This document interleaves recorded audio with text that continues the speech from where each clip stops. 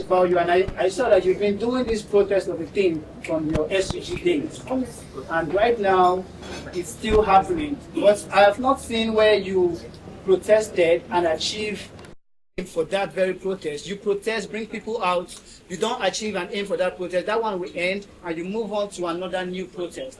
Why do you always bring people out, and when they throw tear gas, you'll be the one running, shouting revolution now? Are you trying to motivate the people to start a war, or you are trying to? Because I personally don't think you're fighting for the people. I think you're fighting for yourself. Okay, thank you. Because in 2019, you were interviewed by Ebuka, and he asked you, why do you think you are qualified to be president? You told him that Mr. Mandela came out of prison as an activist and he became president. You made the instance of Obama, and you said you have done more than that. So you are qualified to be president. And right now you are still protesting. You didn't do the Igbo protest in Abuja or Lagos where people are saying, so you went to Aba to gather Igbo people. Is it that you are trying to put it in them to understand that they need this war? Okay, thank you. Well, let me... Activism and content creation, I appreciate it because that means it has content. Yes.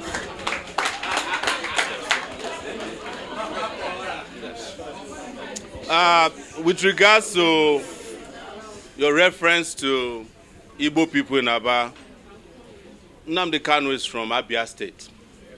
But I don't know how much of recent history you know. The first anti-Nnamdi Kanu's trial protest took place in Abuja.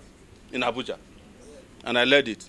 In fact, I ended up in prison for 4 days because of that protest. That was in October of 2025. Now, talking about results, I was the one who protested for the woman who just got 110 million naira from a minister. That's the result. I protested last year on behalf of policemen. 74,000 of them got promoted. That's the result. I protested against an IG of police who was removed. It has never happened before that an individual ever protested an IG of police and he was removed. But most importantly, when I was in my SUG days, I was one of the people that protested for the democracy you are enjoying today. That's the result. 1999, we fought from 1989 when I arrived at university.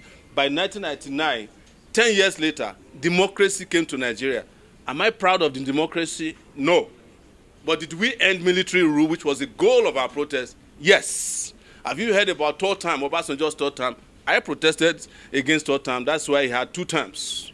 Have you heard about Yaradua, who was holding Jonathan to ransom? I protested to get him out of the way so that Jonathan, a southerner from Ijaw nation, can become president of this nation for the first time. That's result. I've done so many protests that brought results. And what I want to enjoy you to do, if my protest is not satisfactory to you, start your own. Yes, that's the best. Yes. So, and one last thing I will say is that please do not insult content creation. Those content creators, some of them are genius people.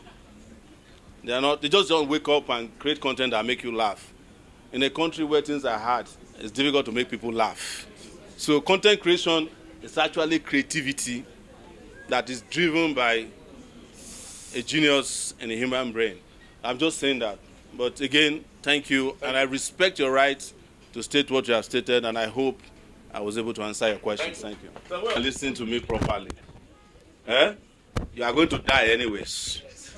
Yes. So you better choose something to die for that will make you even proud when you are dying, that I chose to die for something. It's a matter of time, and I mean time, if things keep going the way it is, that you start dying for nothing. When you talk about protests, if a protest is unsuccessful, it is because there are not enough people who are participating in the protest. If a protest wants to be successful, just let everybody leave whatever they are doing. Go out. A protest done by everybody on the same day is called a revolution. But if you are still in doubt that whether somebody will carry on after you die or not, you are not ready. All these things you call protests are not protests. Some of the protests we are even talking about are organized by our enemies to make us feel that they have opposition. But the kind of protest we need is a protest of everybody. Look at the number of people in this country, in this room, who are listening to beautiful speech. If you step out of the streets just to walk to the next bus stop, the country will start shaking. There are not less than 200 people in this room. But if we call for a protest now, half of you will be preaching to half, not to go out. And you are wondering why protests don't succeed. We must all agree that to get and take back our country, we must be willing to put our boots on the ground. And when that happens, there is nobody, and I can tell you categorically because I've been in small and big protests before, that nobody will wait and want to know what 100,000 people are going to do if they are all marching in Abuja. You all saw it. At least you have tested protests through EndSARS. The reason why EndSARS failed, I keep telling you, is that we had the wrong set of leaders for EndSARS who weren't willing to die. They were more interested in the publicity. Otherwise, we were just a few weeks or steps from the Aso Rock itself. Soldiers were already removing their uniform in this Abuja. Governors were calling that their policemen were no longer reporting to duty. People had already started to immerse themselves in the future.